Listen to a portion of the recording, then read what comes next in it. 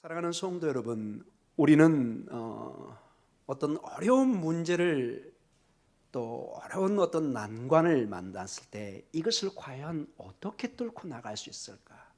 이것이 모든 우리 인생의 가정의 사업의 직장의 주 고민이요 어떤 어려움을 줍니다. 우리에게 어려움이 다가왔을 때, 승진의 문제가 있을 때, 때로는 우리 지금 학생들 대학을 들어가는 진로의 문제, 모든 것이 지금 지나면 별게 아닌 것처럼 보이지만 그 당사자에게는 매우 어려운 일처럼 다가올 때가 한두 번이 아닙니다.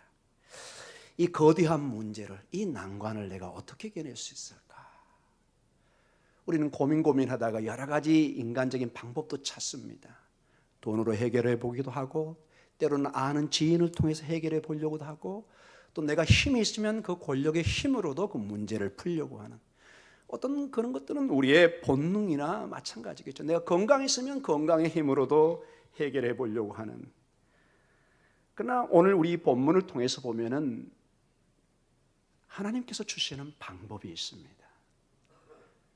도시를 변화시키고 인생을 변화시키고 죽은 자를 살리시고 병자를 낫게 하고 고통을 이기게 하고 문제를 해결하는, 그리고 초대교회의 그 연약한 그 공동체가 세상을 지배하는, 세상을 다스리는 하나님의 약속의 말씀이 성취되는 방법이 오늘 우리에게 제시되고 있고, 이것은 우리 성도들이 이 하나님의 방법을 우리가 알기만 한다면, 이것을 우리가 기도한다면 여러분과 저의 인생에 복음의 능력이, 하나님의 뜻이 온전히 드러날 줄 믿습니다.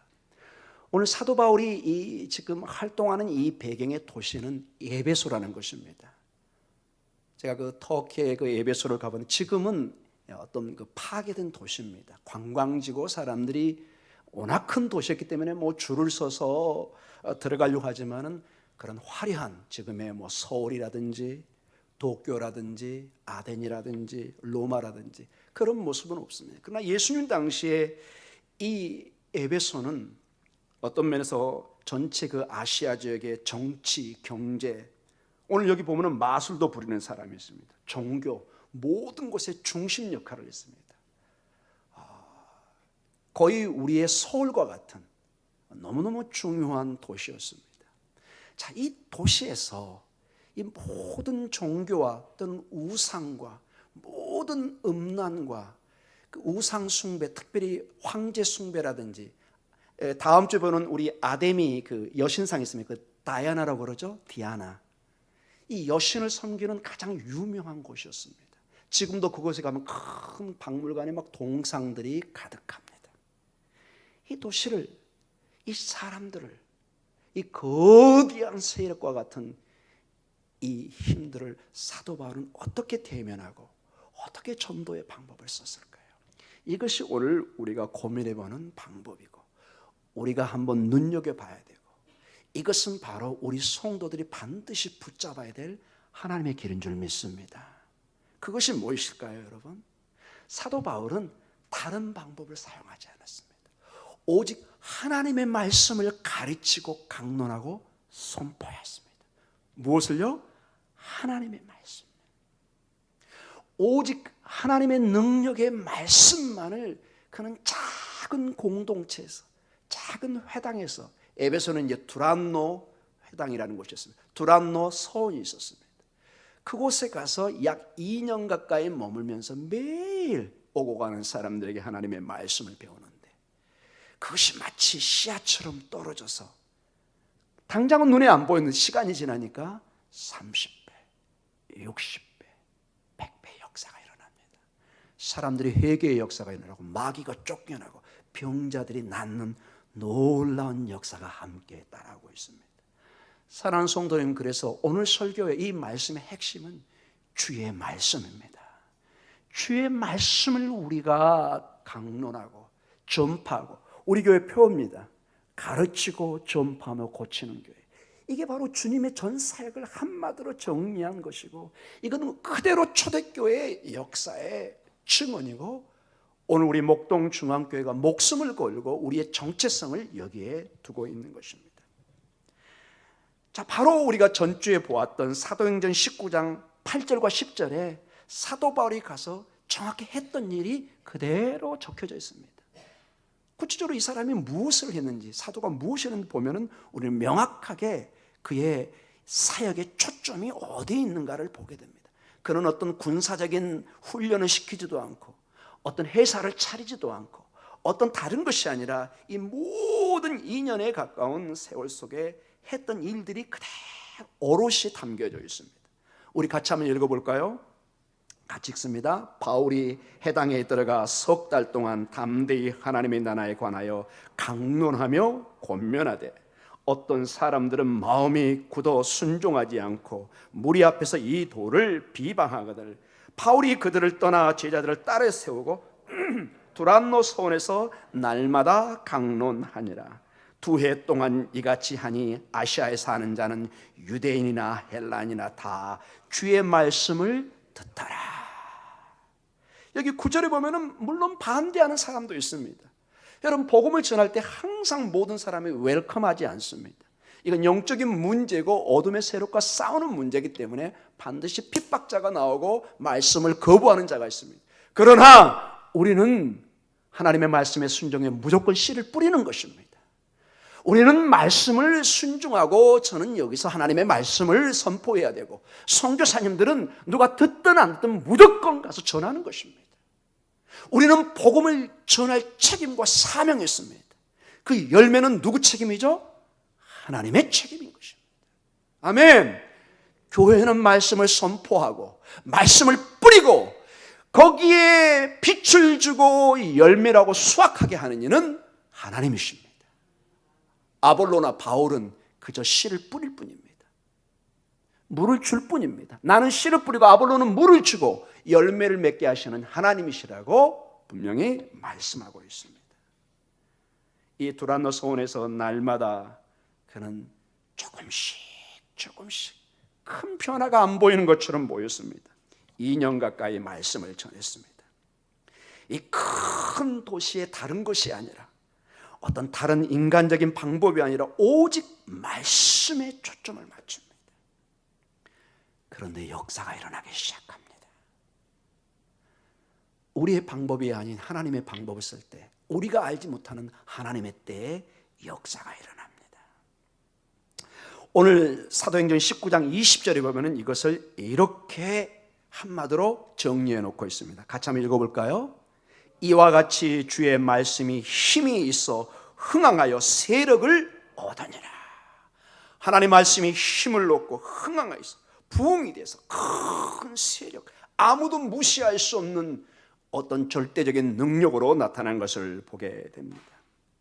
모든 에베소의 사람들을 완전히 정말 들었다 놨다 할 정도의 변화의 역사가 바울의 메시지에 있는 것을 보게 됩니다. 바울의 메시지는 한마디로 복음입니다.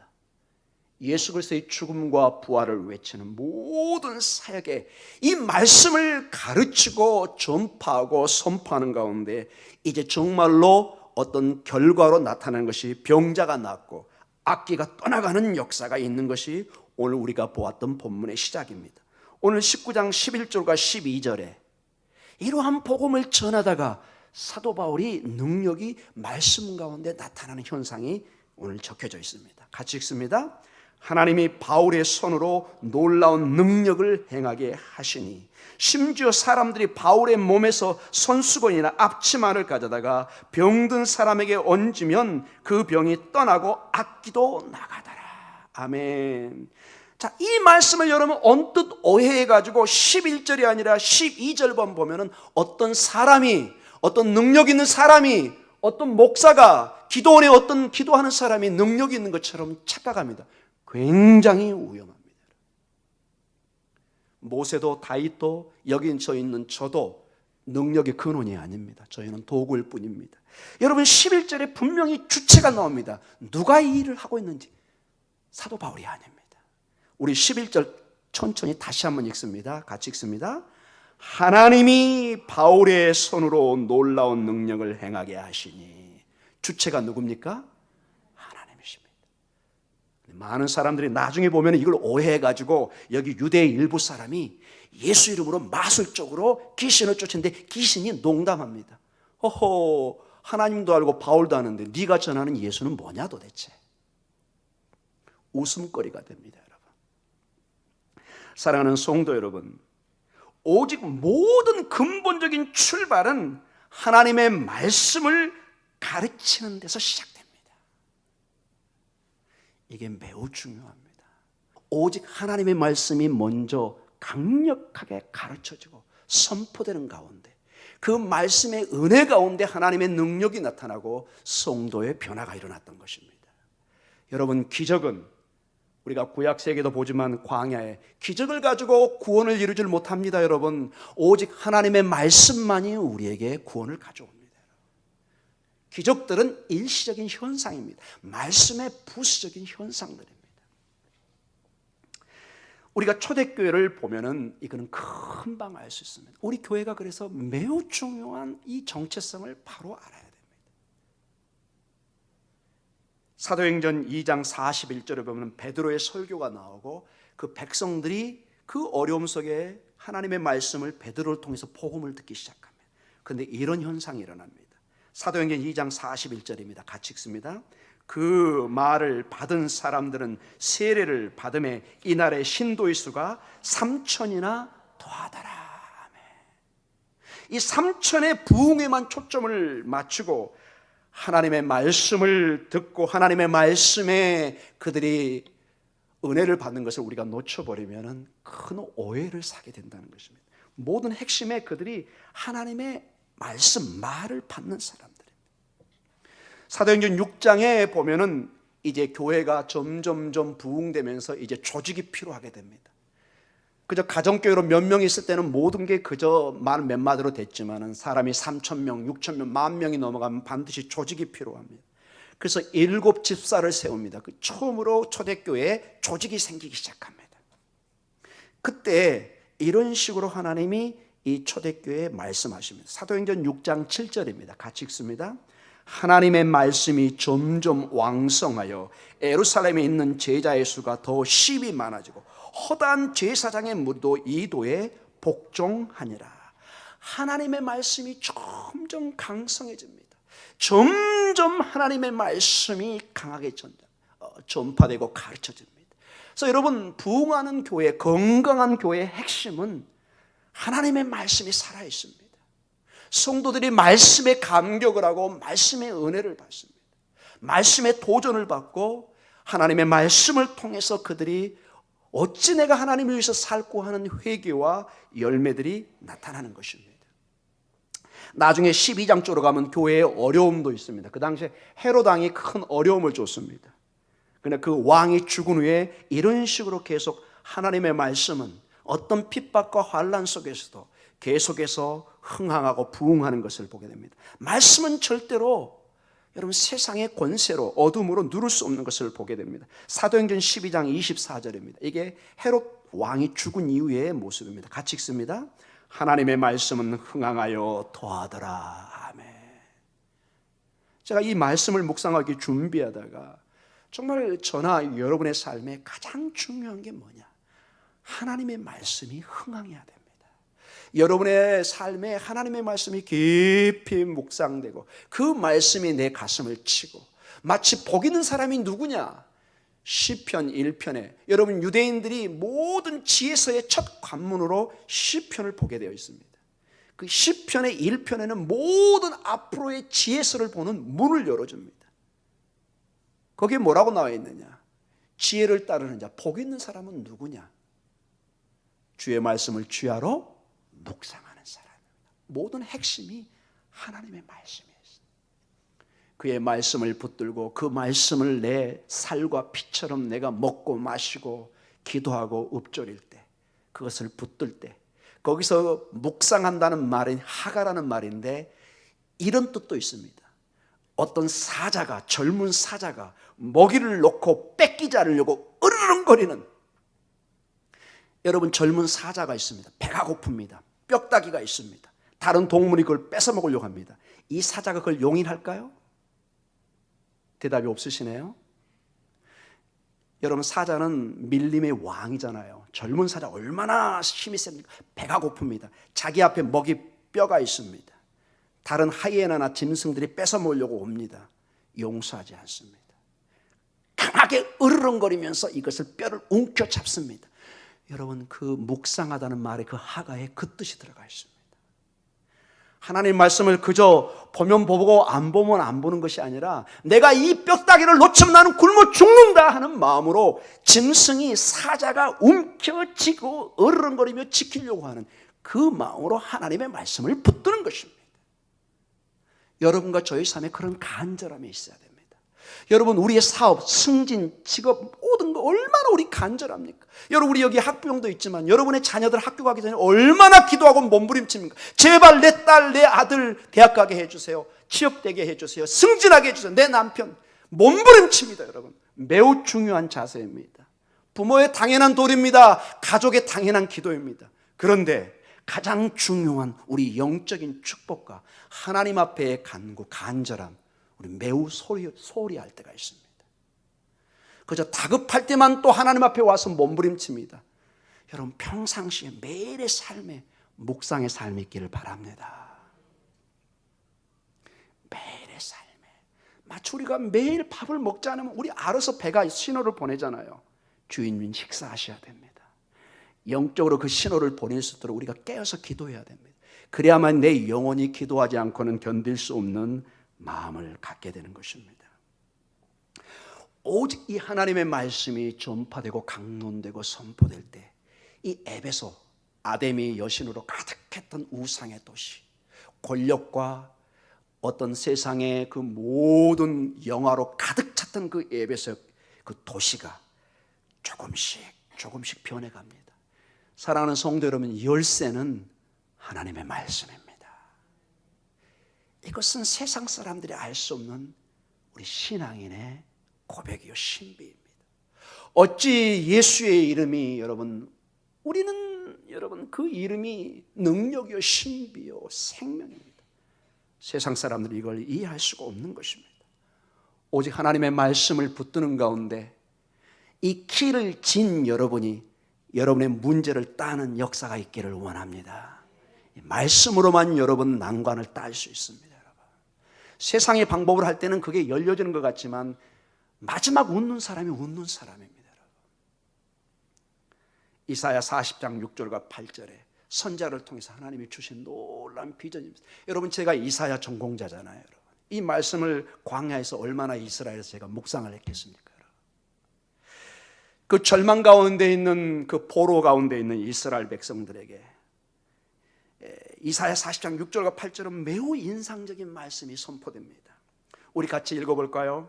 말하는 자의 소리여 이르되 외치라. 대답하되 내가 무엇이라 외치리까 하니 이르되 모든 육체는 풀이요 그의 모든 아름다움은 들의 꽃과 같으니 푸른 마르고 꽃은 시듬은 여호와의 기운이 그 위에 불미라. 이 백성은 실로 풀이로다. 푸른 마르고 꽃은 시드나 우리 하나님의 말씀은 영원히 서리라 하라. 아멘.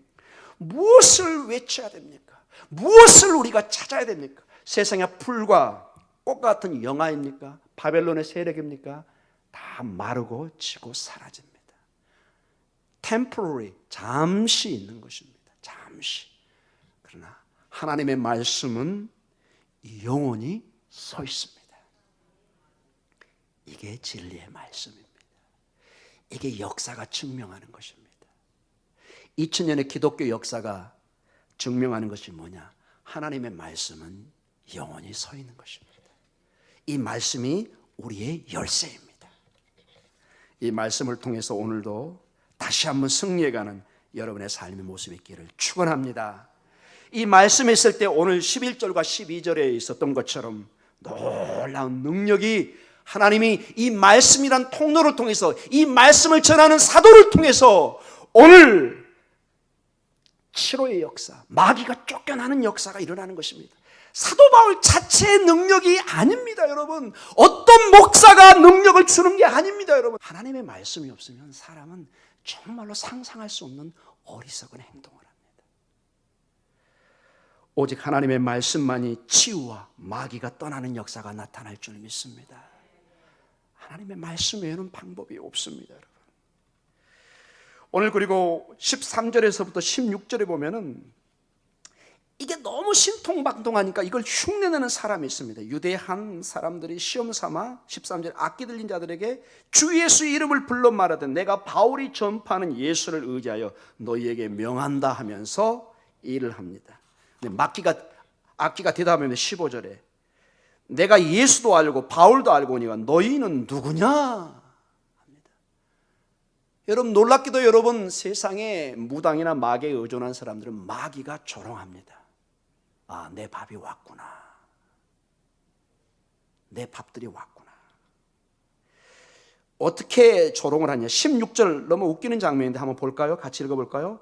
악기 들린 사람이 그들에게 뛰어올라 눌러 이기니 그들이 상하여 벗은 몸으로 그 집에서 도망하느니라. 여러분 부끄러움을 당합니다. 하나님 떠나면은 부끄러움을 당합니다. 부끄러움뿐만 아니라 우리는 멸망의 세계로 도망갈 수밖에 없습니다. 복음을 마술로 이용하는 사람들은 반드시 그 거짓이 드러나게 되어 있습니다. 여러분. 진정한 복음은 하나님의 말씀의 능력을, 치유의 역사를, 이 복음은 치유의 역사를 주지만 마술은 아닙니다. 여러분 마술과 이 무당들과 이 복음의 큰 차이가 뭔지 아십니까 여러분? 제가 이 말씀을 보면서 한번 묵상해 봤습니다. 여러분 복음은 우리가 싫어하지만 좁은 길, 때로는 고난, 환난, 회개, 바른 삶, 하나님 앞에 회개하는 삶, 하나님 앞에 엎드리는 삶, 정말로 뼈를 깎는 하나님 앞에 어떤 그러한 삶을 요구합니다. 이상하게 마술은, 무당은 우리에게 겸손을, 어떤 복종하는 대가를 치르지 않게 합니다. 돈만 주면 그저 모든 게 풀린다고 얘기합니다. 여러분 어떤 무당이 높은 도덕적인 윤리를 그 사람에게 요구하는 걸 보셨습니까 여러분? 무당은, 마술은 오직 능력만을 얻기를 원합니다. 오직 그 당시에 그 문제를 풀기만을 원합니다. 그걸 통한 진정한 생명의 역사, 하나님의 영광에 대해서는 전혀 관심이 없습니다. 사랑하는 성도 여러분, 오직 복음만이 때로는 우리에게 복종의, 순종의, 희생의 좁은 길을 얘기하지만 그러나 진정한 생명을, 우리의 문제를 딸 수 있는 열쇠를 주는 것입니다. 세상은 마치 마약과 같습니다. 그때는 달콤해 보이고 고통이 사라져는 것처럼 보이지만 이 마약 성분이 끝나면 더 고통스럽고 더 강한 마약을 요구합니다. 여러분 마약의 특징이, 왜 마약이 우리를 죽이고 파괴시키나요? 마약은 점점 시간이 지날수록 강한 마약을 요구합니다. 세상의 탐욕은, 세상의 모든 것은 점점 우리에게 강한 것을 요구합니다. 조금 더, 조금 더, 조금 더.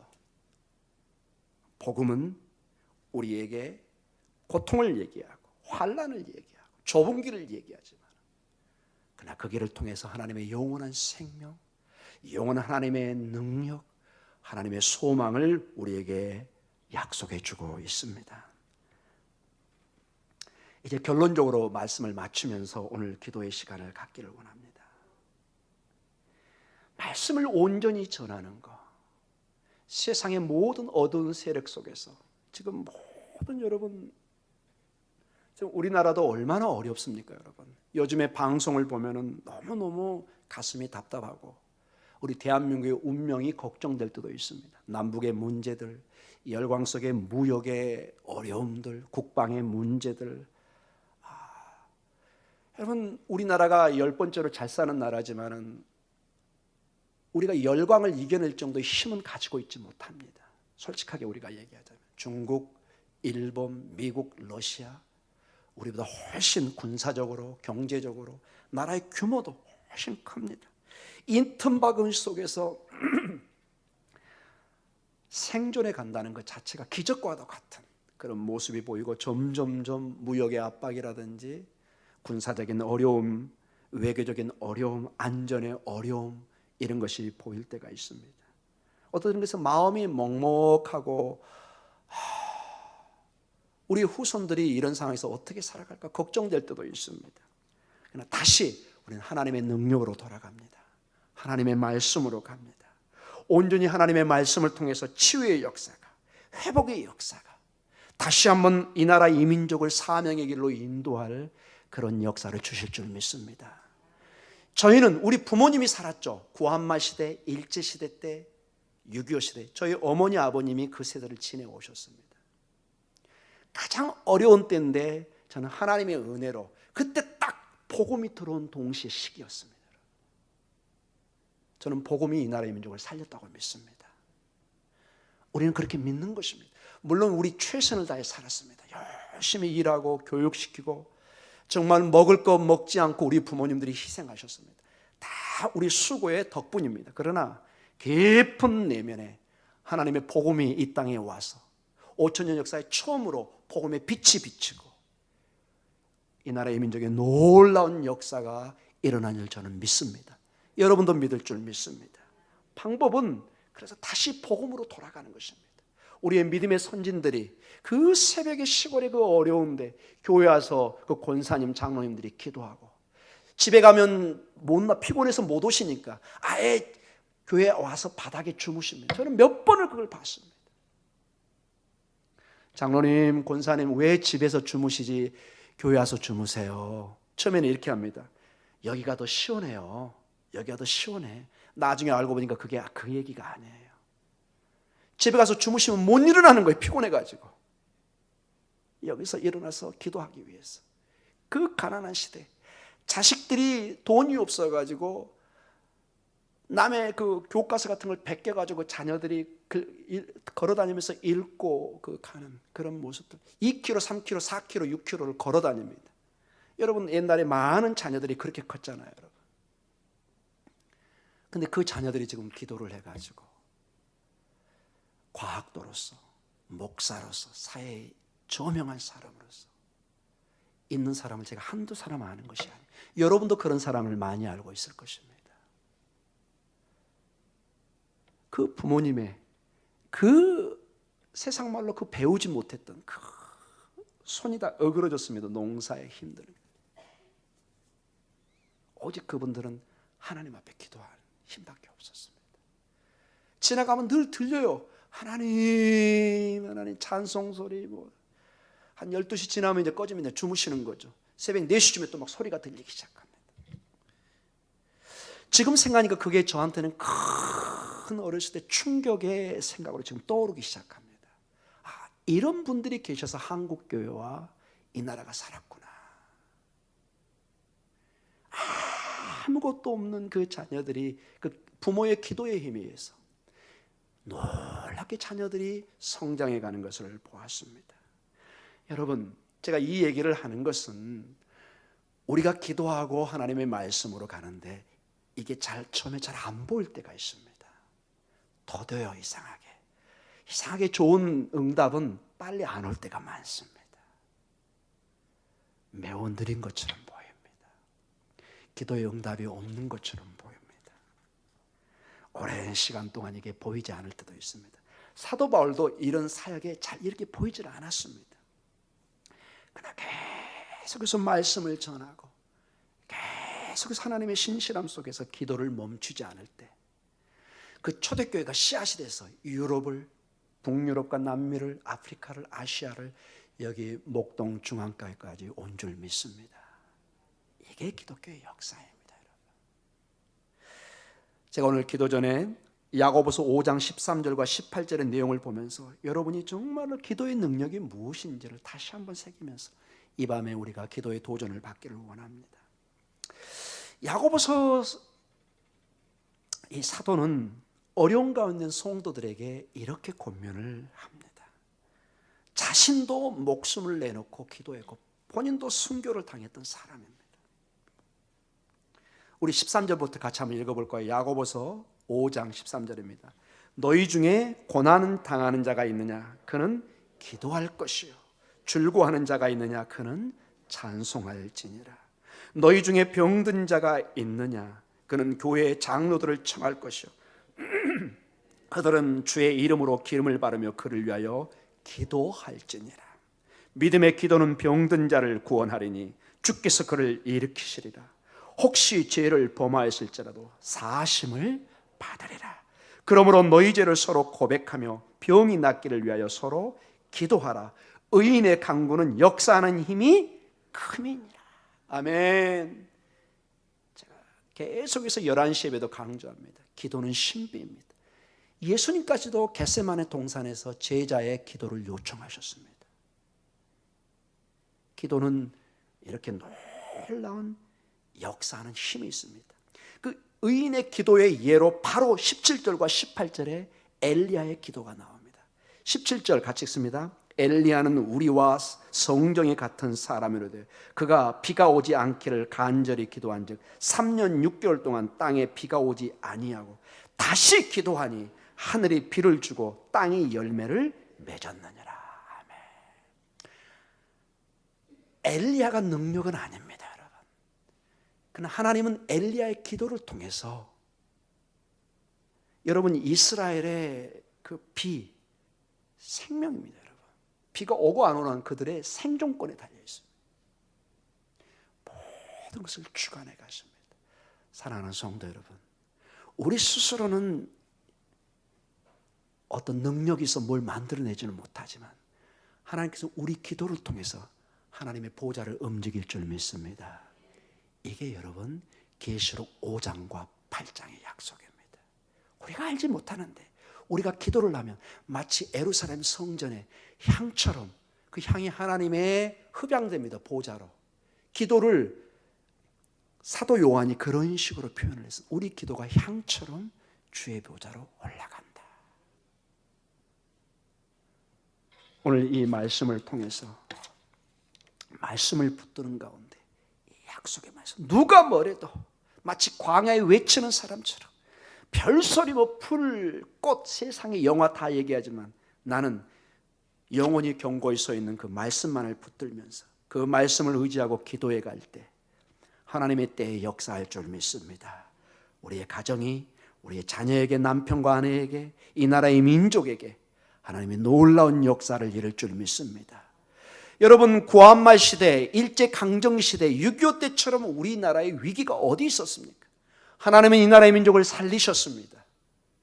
저는 기도의 사람들에 의해서 하나님이 축복하셔서 저는 믿고 있습니다. 60년대 여러분 산업화 시대에 얼마나 우리가 어려웠습니까? 정말로 풀뿌리를 깨먹고 산에 가서 나무 껍질을 먹었던 우리 민족이 그게 불과 여러분 50년 전 그렇습니다. 여러분.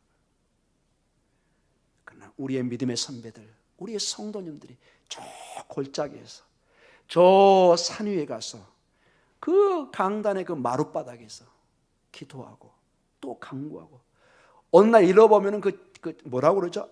그 기도회가 앉았던 그거 방석? 예. 그 앞에 뭐가 흥건해요. 어렸을 때 뭐 이렇게 지저분한가 했는데 지금 생각하니까 눈물 콧물을 쏟고 간 거예요. 얼마나 거기서 울고 기도를 하셨는지 거기가 눈물 콧물이 자택했어요. 난 어렸을 때 저는 몰랐죠. 그게 왜 이렇게 저분이 일어났다 하면 이렇게 지저분하지 하는 생각들.